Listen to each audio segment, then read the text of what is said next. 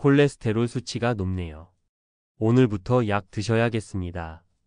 의사의 이 평범한 한마디가 우리 노후 자산의 향방을 가르는 거대한 분기점이 될 수 있다는 사실을 아십니까? 고지혈증 약 복용 시작은 단순히 건강관리의 시작이 아닙니다. 이것은 내가 가진 가장 중요한 금융 자산 중 하나인 실손의료보험의 운명을 결정짓는 골든타임의 시작을 알리는 신호입니다. 보험사에서 보내오는 보험료가 더 저렴한 4세대 실손으로 전환하세요. 라는 달콤한 유혹의 문자. 지금 이 순간 이 문자에 어떻게 반응하느냐에 따라 10년 뒤 병원비가 재앙이 될 수도 든든한 버팀목이 될 수도 있습니다. 잠시 후 매달 몇만 원의 보험료를 아끼려다 훨씬 더 큰 돈을 잃게 된 한 남자의 섣부른 선택에 대해 이야기해 드릴 겁니다.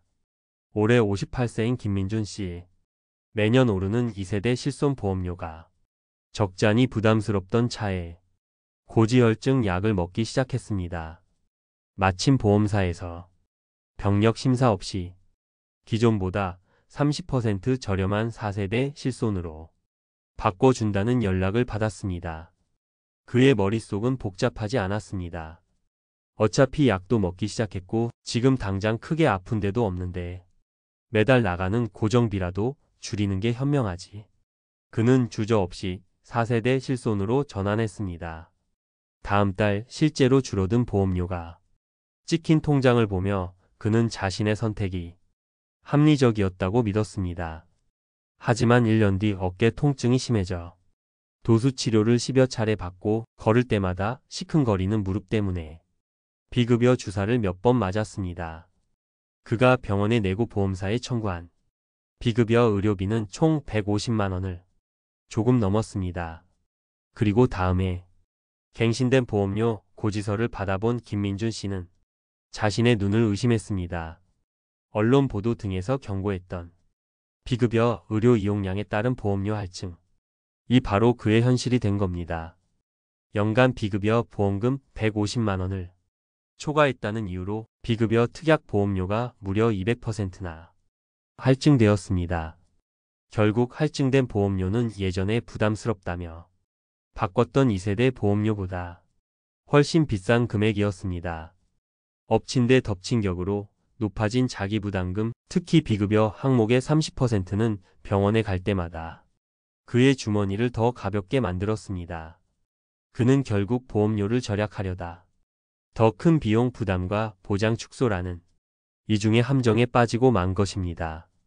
김민준 씨와 동갑인 이수연 씨 역시 최근 고지혈증 약을 복용하기 시작했고 비싼 보험료 때문에 4세대 전환을 깊이 고민했습니다. 하지만 그녀는 전환 버튼을 누르기 전 서랍 깊숙한 곳에 있던 낡고 조금은 누렇게 변한 자신의 보험증권을 꺼내 들었습니다. 그녀는 보험사 안내장과 자신의 증권을 하나하나 비교하며 꼼꼼히 분석했습니다. 일부 보도에서처럼 4세대가 보장하는 몇몇 질환이 추가되긴 했지만 만성 질환을 이제 막 시작한 자신에게는 비급여 할증과 높은 자기부담금, 이 훨씬 더 큰 위험이라는 사실을 깨달았습니다. 그녀는 자신의 1년 약값, 가끔 받는 물리치료 비용 등을 어림잡아 계산해 봤습니다. 당장은 비급여 청구가 100만 원 미만이지만 앞으로 어떤 일이 생길지 모르는 상황에서 매년 비급여 폭탄을 걱정하며 병원 문턱을 넘고 싶지 않았습니다. 결국 이수연 씨는 기존 2세대 실손보험을 유지하기로 결정했습니다. 당장의 보험료는 분명 부담스럽지만 미래에 발생할지 모를 큰 의료비에 대한 확실한 안전장치를 유지하는 비용이라 생각하기로 했습니다. 그녀의 신중한 선택은 1년 반 뒤 갑작스럽게 찾아온 허리 디스크로 비급여 시술을 받았을 때 그 진가를 발휘했습니다. 낮은 자기 부담금으로 치료에만 집중할 수 있었고 다음에 보험료가 할증될 것이라는 걱정에서도 자유로웠습니다. 자, 지금까지 우리는 김민준 씨와 이수연 씨의 극명하게 다른 결과를 살펴봤습니다. 하지만 지금부터가 진짜 중요합니다.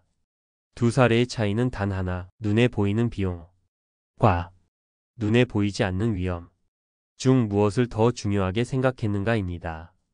보험사들이 고지혈증 약 복용자에게도 4세대 전환을 적극적으로 권유하는 이유는 무엇일까요? 바로 무심사 전환이라는 원칙 때문입니다.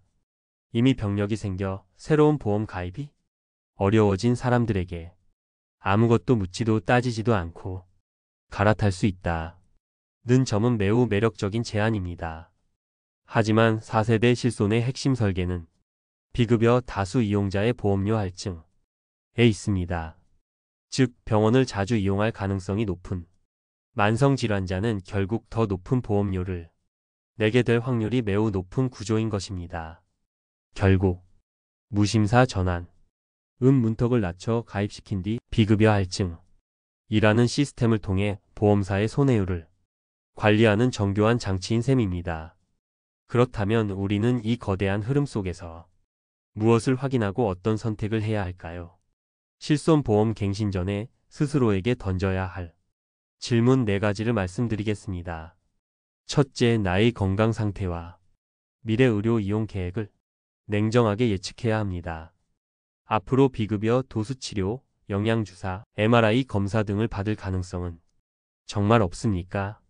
관련 자료에서 제시하는 비급여 할증 구간, 즉 연간 100만원, 150만원, 300만원을 기준으로 내가 이 구간을 넘을 가능성이 얼마나 될지 종이에 적어보며 계산해 보십시오.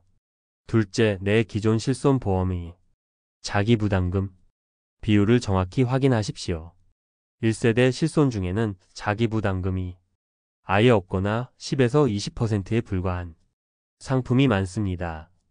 이를 비급여 항목 자기부담금이 30%인 4세대로 바꾸는 것은 미래의 위험에 대한 보장의 크기를 스스로 줄이는 것과 같습니다. 셋째, 무조건 유지가 정답은 아닐 수 있다는 점도 인지해야 합니다. 일부 언론의 지적처럼 기존 실손보험료는 앞으로도 계속 가파르게 오를 것입니다.